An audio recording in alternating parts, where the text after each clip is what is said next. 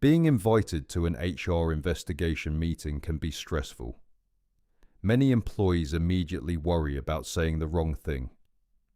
In earlier videos on this channel, we looked at how workplace investigations normally operate and why suspension is sometimes used as a procedural step.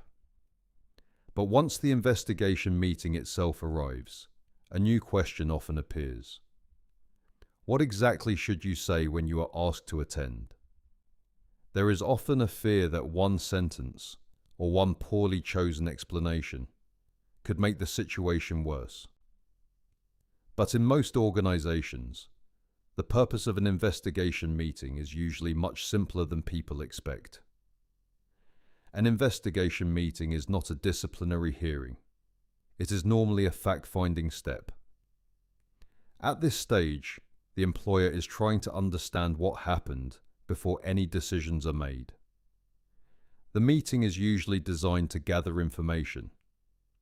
This may include your account of events, clarification of timelines, and sometimes responses to specific allegations or concerns.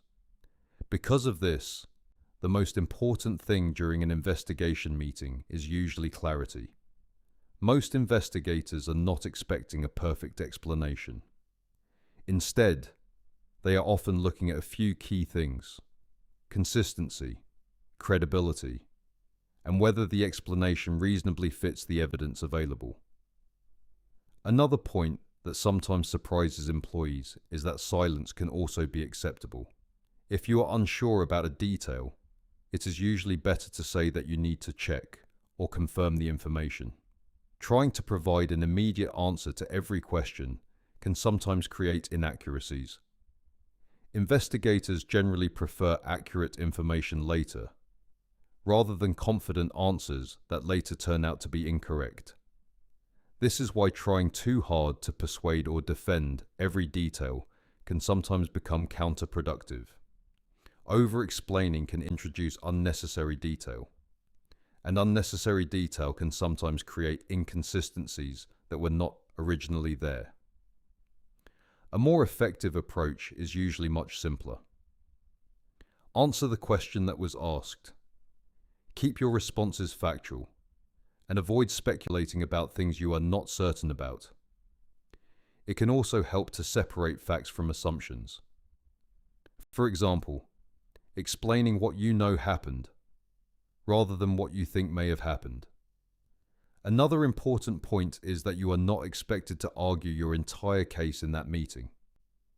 In most situations, the purpose of the meeting is simply to record your account of events. Investigators may ask follow-up questions, but the goal is usually to clarify information rather than debate it. This is why preparation before the meeting can be helpful. Understanding the concerns being examined, reviewing the timeline of events, and thinking about the key facts you want to communicate clearly. These steps often make the conversation calmer and more structured. It is also important to remember that investigations are supposed to be conducted fairly and proportionately. Employers would normally be expected to follow a reasonable process. If the process appears unclear or raises procedural concerns, those issues can usually be addressed separately.